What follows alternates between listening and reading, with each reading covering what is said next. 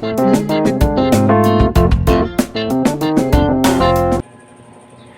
hello, what's up mga kaboss idol? Panibagong video, panibagong araw na naman.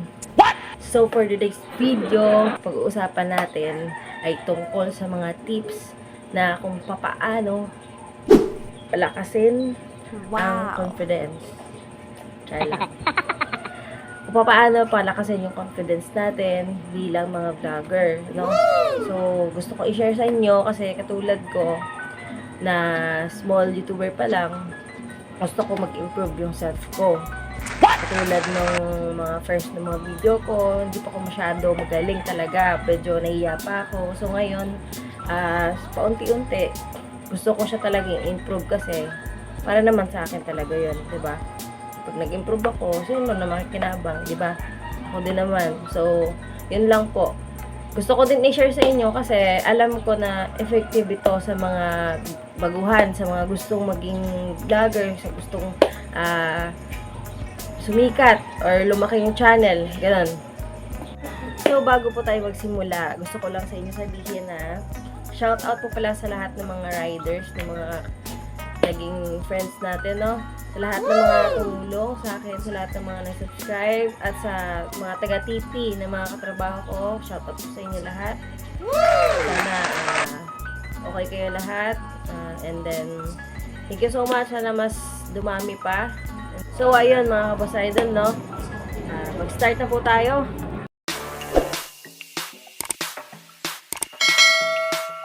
Itong video na to, yung gaya na sabi ko kanina, about sa mga tips kung paano palakasin yung mga confidence natin na mga baguhan pa lang dito sa YouTube. So, gusto ko i-share yun sa inyo. So, number one po, lagi nating piliin yung mga content, yung mga gusto nating gawin, no? Kung saan tayo nag-i-enjoy, kung ano talaga yung pinakagusto natin, kung ano talaga nasa puso natin. Kailangan nating piliin talaga kung ano yung pinaka the best na sa tingin natin, doon tayo mag-improve. At sa tingin natin na yung mga viewers natin may makuha na lesson, may ma-learn sila, bagay na yung alam mo yung babalik-balikan ka talaga ng mga viewers mo, no, ng mga subscribers mo. Sabihin nila, ay, ganda nito, ganda ng content nito, balikan natin to. Tapos may makita sila na, ay, okay. Diba? Sabihin talaga nila, okay, babalik-balik ka talaga nila, papanoorin ka nila. Piliin mo yung mga content na, kahit ano siya, katulad sa akin, random ako. Pero, alam ko naman na kahit random ako, na-handle ko naman siya ng maayos. At saka, yun nga, happy ako sa ginagawa ko talaga. Happy ako. And then, nagagampanan ko naman siya maayos. At sa tingin ko, yung mga viewers ko, matutuwa naman sila. May maibigay naman akong magandang lesson. Or kaya, mag-learn naman sila dito sa mga videos na ina-upload ko. Kaya alam nyo po, mga idol, no? Ang hirap kasi na, ang hirap na gagawa ka ng mga content na hindi mo feel. Parang napipilitan ka lang para may ma-upload dito, para at least consistent lang yung mga video mo. Sa isang linggo may ma-upload ka na 2-3 video, okay na. Yung ganon, hindi po parang para sa akin effective talaga yung yung talagang gusto mo talaga, yung nasa puso mo talaga na content. Kaya yun po mga kaboss idol, yun po yung gusto ko i-share sa inyo, number 1 tips. Tapos yun po, at pangalawa, gusto ko din sabihin na dapat malakas yung dapat mas malakas yung boses natin. Kasi alam niyo naman po, tulad yan, may mga narinig tayo ng mga ibang sounds galing sa labas. So dapat mas malakas yung boses natin kaysa sa mga naririnig natin. Para at least maintindihan tayo ng mga viewers natin, ng mga manonood natin. Magigets nila kung ano mga pinopoint natin dito sa ating vlog para maintindihan nila tayo. Ayun po, yun din yung nakikita ko na effective po siya sa pagbablog. So, number 3 na tips po na gusto kong i-share sa inyo ay kailangan natin i-improve ang skills natin pagdating sa pag-edit. Katulad sa akin dati, yung una, konti lang talaga, wala pa akong masyadong alam sa pag-i-edit. Paano kaya yung ginagawa nila yung may mga background. Pero ngayon, salamat kasi unti-unti, alam ko na siya. Unti-unti lang talaga. Pero kasi may mga apps doon na pwede nating gamitin din na pwedeng makatulong sa pag-edit natin, no? Hanap tayo ng magandang apps na pwede gamitin, lalo na yung mga free apps na walang bayad. Ayun. Kasi may mga apps kasi na kailangan pa may monthly na babayaran. So, katulad niya na nag-start pa tayo, syempre wala pa tayong masyadong budget para sa ganyan. So, hanap tayo ng mga apps na ginagamit natin na free po. Na kahit papaano, makakatulong ito sa pag-i-edit. No? So, gandahan natin yung pag-i-edit natin na at least kahit papaano, may konting, alam mo na, may mga sound effect na mas makaka-enhance sa mga video mo na mas gaganda siya. Yun. Wow. So, madami naman po mga apps dito na may mga iba't ibang sound effects no? Kaya, yun po ang pangtatlong tips na gusto ko i-share sa inyo. Improve po yung skills talaga sa pag-i-edit. Kahit paunti-unti lang, lahat naman ng bagay nakukuha Pero sa maayos na paraan, paunti-unti, di ba? Yun po. Tapos po, yung pang-apat ko na tips po, gaya na nasabi ko ng last sa pang-tatlo, dapat huwag tayong magmadali. No? Dandahan lang. I-process natin ng dandahan lang. Kasi lahat naman ng bagay, makukuha natin sa paunti-unti lang. So, kailangan talaga natin magtiyaga. Tiyaga talaga. Be patient. Kasi, hindi naman lahat-lahat na nag-vlog mga vlogger dito na agad-agad, isang buwan, sisikat ka agad, madami agad viewers, madami agad subscribers. Maliban na lang kung sikat ka, hindi naman tayo sikat Kasi, tulad niyan, pag sikat ka na, kahit yung mga video mo na lang dun, yung mga daily life mo, yung kung saan ka nagpupunta, no? Madami talaga manonood sa'yo kasi sikat ka. Pero kung mga katulad sa atin, hindi naman tayo sikat. Kailangan talaga, pagtrabahuan talaga natin. Magtiyaga talaga tayo, padandahan lang. Dadating din naman yung panahon, makukuha mo din yung gusto mo mangyari, di ba? Katulad ako, ginagawa ko, naghahanap ako ng mga pwedeng tumulong sa akin.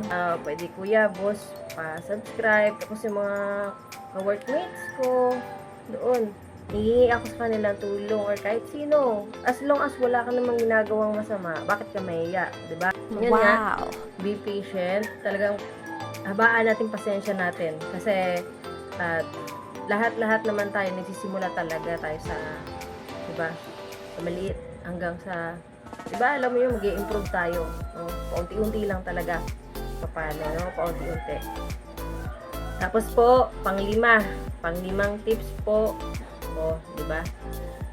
Tulad niya, sabi ko din, nung pang-apat, hindi tayo sikat. Mga sikat nga, nagkakaroon ng mga negatives na mga comments sa kanila, diba? So, yung panglima, don't mind your bashers. Kasi, lahat naman talaga may iwasan. May magbabash talaga sa atin. May mga negative comments talaga sa atin. Pero, wag natin isama ng loob yun. Ang gawin natin, look forward tayo. Pa rin natin, i-push natin sarili natin. Parang gawin natin sila ng inspirasyon. Yung lahat ng mga nagsasabi ng negative. No? Huwag nating pansinin, hayaan lang natin yan kasi normal na yan pag sa ganitong mga situasyon na nag-upload ka ng mga video. Syempre, madaming makita. So, kanya-kanya naman opinion yun kung ano yung sasabihin ng mga viewers mo. Kung negative ba o positive. Dapat, handa tayo lagi. Tapos, huwag natin silang pansinin talaga. Para at least, doon tayo, focus tayo sa goal. Yun lang. So, pang-anim po na tips. Katulad sa akin, madami akong gustong gawin. Madami akong plano. So, kahit nahihirapan na ako, sa totoo lang, sobrang hirap. Kasi, ako lang talaga mag-isa. Ako nag-video, ako lahat. Ako nag-edit. Pero sinisip ko talaga, Tsatsaga lang. Tsaka kung ano may yung mga sasabihin ng mga negative na mga tao sa paligid, okay lang, wala. Hindi, wala akong pakialam. Hindi ako naapektuhan. Basta, ang focus ko dito ay umangat. Umangat at maging masaya kung ano man yung ginagawa ko sa ngayon. Kasi ako, nag-i-enjoy ako. At gusto ko din na makapag-share sa inyo pang-anim na tips. Di natin kailangan gumastos ng malaki dito. Katulad sa akin na baguhan pa lang, nag-start pa lang ulit na pagbablog, hindi natin kailangan na gumastos. Katulad ng iba, baka kailangan natin bumili ng magandang camera, magandang ganito, ganyan, laptop, or something ginagamit sa pag-edit, diba? Pero pwede naman tayo mag-start sa gamit lang natin cellphone. Cellphone na gamit natin. Ako nga, cellphone na gamit ko sa pag-video, sa pag-edit. Cellphone lang. Para sa akin, parang mas okay na cellphone na muna yung gagamitin natin sa pag-vlog. Tapos, yun, kung wala kang budget, cellphone muna. Tsagaan muna natin yung cellphone. Kasi ako, cellphone lang yung ginagamit ko. Kung wala kang cellphone, edi manghiram ka sa kapitbahay mo. Charot lang. Pero, yun nga po. Tsaga muna tayo. Selfie. Yun nga, tsaga muna tayo. Cellphone muna gamitin natin. Diba? Kasi ako, ganun din yung ginagawa ko eh. Cellphone lang talaga gamit ko. Ako kasi, yung gamit kong cellphone dito, dalawa. Yung isa, ginagamit ko sa pag-video. Ang isa naman, ginagamit ko sa pag-edit. Kaya, malaking bagay na po. Kung may cellphone ka, pwede ka na pong mag-start mag-vlog. Ayan po. Wow! Ayun, yung last na tip natin, pang-pitong tip natin, tips pala, ay just be yourself, no? Mga kabos idol. Pakita natin kung ano tayo. Huwag tayong mahiya kung ano tayo na kasi ng tao. Basta maging ano ka lang, maging totoo ka lang sa sarili mo. No? Pakita mo sa mga viewers mo na ganun. Kung anong nalalaman ng puso mo. Kung anong klaseng tao ka. No? Basta magpakatotoo ka lang. No? Yun yung importante doon. Kasi as long as na wala naman tayong ginagawang masama, no?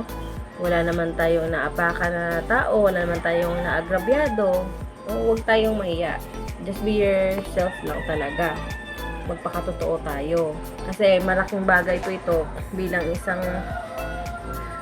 mga vlogger, YouTuber na tulad ko.